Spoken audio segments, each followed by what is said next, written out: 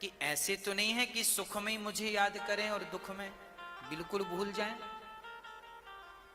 तो जीवन में जब दुख आए तो आप भगवान को भूलो मत।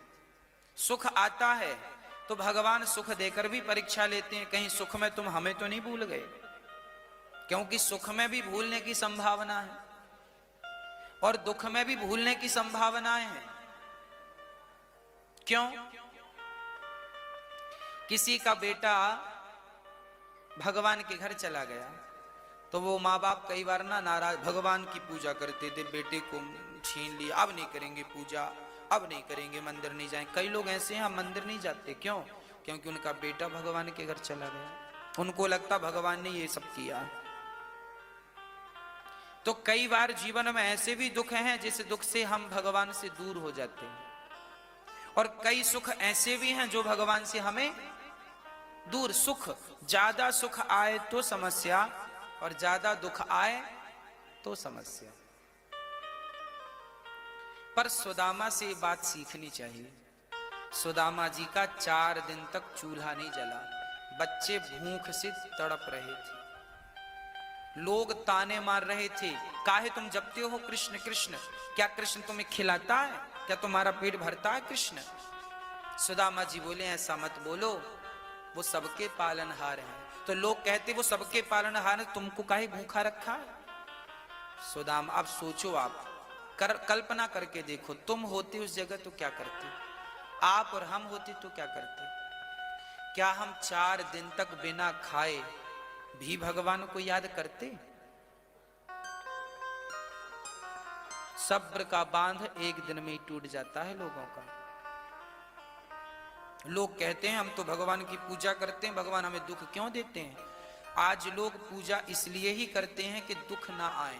सच्ची बात यह है कि लोगों को भगवान से मतलब नहीं है, लोगों को डर लगता है भगवान की पूजा नहीं करेंगे तो कहीं दुख ना आ जाए, इसलिए करते रहो। कई लोग तो डर के मारे पूजा करते हैं, डर है उनके भीतर, जबकि भगवान से डरने की जरूरत नहीं है। डरना है तो अपने बुरे कर्मों से डरो, भगवान थोड़ी डराते हैं किसी को। भगवान तो प्रेम के योग्य हैं, डर के योग्य थोड़ी है कि तुम डरो। तो अधिक दुख था सुदामा के जीवन में, 4 दिन भूखे रहना पड़ता था, सर्दी थी, ओढ़ने को कपड़े नहीं थे, कंबल नहीं था, पहनने को भी कपड़े, बच्चे कैसे सोते होंगे? घास आती है ना, धान कटती है, धान कटने के बाद उसका जो प्यारा बोलते, घास सूखी, वो सुदामा जी ओढ़ लेते, बच्चों को उसको उड़ा देते। धान कट जाती तो खेतों से वो ले आते समेट के सुदामा जी, और सुदामा जी अपने बच्चों को उड़ा देते। सोचो, सुदामा जी जो भगवान के मित्र थे, वो घास बच्चों को उड़ाते हैं, स्वयं घास ओढ़ते हैं, पर एक बार शिकायत नहीं करते कि कन्हैया मैं तेरी इतनी पूजा करता हूं, तू देख जरा मेरी हालत।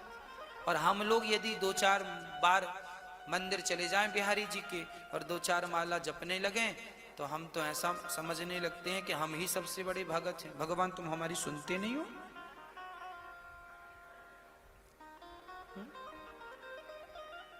भाई मैं तो आपसे निवेदन करूं कि भगवान सुने या बिल्कुल ना सुने, पर उस हाल में भी आपको भगवान का चिंतन नहीं छोड़ना चाहिए। भगवान की स्मृति स्मरण, 4 दिन क्या भूख से हम मर जाएं तो भी भगवान का चिंतन नहीं छोड़ना चाहिए। क्यों? क्योंकि वो जीवन में जब विषम परिस्थितियां होती हैं, जीवन में जब ऐसी विषम परिस्थितियां आती हैं तो समझ लीजिएगा कि परमात्मा हमारी परीक्षा ले रहे हैं। परीक्षा देख रहे हैं भगवान कि कच्चा तो नहीं है, ऐसा तो नहीं कि केवल अच्छा अच्छा ऐसे मिल रहा है। नरसिंह मेहता का हम चरित्र पढ़ रहे थे, तो नरसिंह मेहता के पास इतनी संपत्ति भगवान ने दी कि 8 पीढ़ी बैठी बैठी खाए नरसिंह की तो खत्म नहीं हो। अब नरसिंह जी रोज दान करते थे, वस्त्र दान करते थे, जरूरतमंदों को चप्पल जूते दान करते थे, भोजन दान करते थे, रोज दान करते, ले जाओ ले जाओ। एक गरीब आदमी आया और नरसिंह जी ने उसे देखा, तो नरसिंह जी ने कहा भैया बोलो राधे श्याम। तो उस गरीब आदमी ने एक बात कह दी। उसने कहा नरसिंह तुम बड़े आदमी हो तो तुम्हें राधे श्याम सूझता है, हम तो 4 दिन से ठंडी में ठिठुर रहे हैं, हमारे मुंह से नहीं निकल रहा राधे श्याम। तुम भी हमारी तरह बन के देखो और हमारी तरह रह के देखो और फिर राधे श्याम जपो तो जाने। उसी दिन नरसिंह ने, लिखा है नरसिंह चरित्र में, उसी दिन नरसिंह ने अपनी सारी संपत्ति जो 8 पीढ़ी बैठी बैठी खाई इतनी थी, उसी एक दिन में सारी दान कर दी। और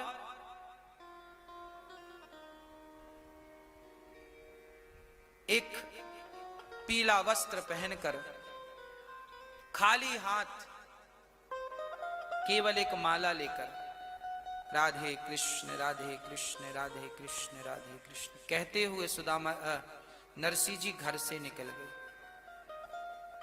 सारी संपदा लुटा दी और निकल गए घर से, और अब फक्कड़ों की तरह रहते हैं, मानो वो ये कहना चाहते हैं कि मैं ऐशो आराम में हूं तो भी उस परमात्मा से उतना ही प्यार करता हूं, और घास की झोपड़ी भी ना मिले, पेड़ की छांव मिले तो भी मैं अपने कन्हैया से उतना ही प्यार करूंगा। मेरा प्यार अमीरी और गरीबी में बदलता नहीं है, मेरा प्यार प्यार है, व्यापार नहीं है कि समय अच्छा हो तो प्यार ज्यादा दिखाऊं, समय बिगड़ गया तो प्यार खत्म। ये आदत तो दुनिया वालों की होती है, कभी प्यार ज्यादा तो कभी प्यार कम। पर सच्चा भक्त जब भगवान से प्यार करता है तो फिर उसका प्यार बढ़ते क्रम में होता है, कभी घटता नहीं है। जबकि सांसारिक प्यार घटता और बढ़ता होता है। आपका पति आपको तब ज्यादा प्यार करता था जब शादी हुई थी, साल भर तक खूब प्यार किया, आप कहती थी वो सुनता था, साल भर बाद वो कहता है आप सुनते, 3 साल बाद आप दोनों कहते हैं पड़ोसी सुनते।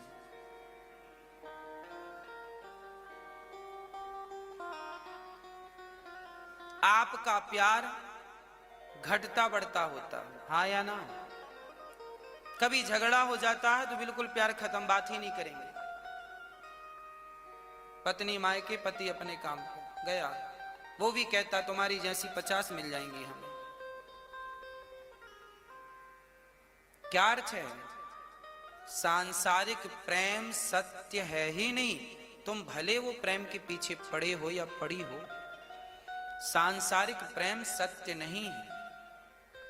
आज है कल रहेगा, भरोसा नहीं है। सांसारिक प्रेम, संसार में प्रेम है ही नहीं, संसार में प्रेम है तो बहुत कम मात्रा में, संसार में प्रेम कम है, इच्छाएं ज्यादा है। आप अपने पति की इच्छाएं पूरी करते रहो, प्रसन्न रहेगा। आप अपनी पत्नी की इच्छाएं पूरी करते रहो, प्रसन्न रहेगी। आप अपने बच्चों की इच्छाएं पूरी करते रहो, प्रसन्न रहेंगे। और जरा इच्छा पूरी ना करो, फिर देखो लाल लाल आंखें, कोई भी हो। फिर बच्चों को मोबाइल दे दो खुश, और ना दो फिर देखो ना, ऐसे देखते हैं खा जाएंगे। क्या अर्थ है? सांसारिक प्रेम जो है उस प्रेम के पीछे स्वार्थ है। सांसारिक प्रेम स्वार्थी है, चाहे वो प्रेम किसी का भी हो। आप ये कहते हैं ना कि मैं तुझसे सच्चा प्यार करता हूं, एक बार आप ही इस बात पर गौर कीजिएगा, आप सच्चा प्यार करते हैं क्या? आपके प्रेम में स्वार्थ है। प्रेम यदि 2% है तो 98% स्वार्थ है। हर स्त्री का, हर पुरुष का, ये सबके लिए है।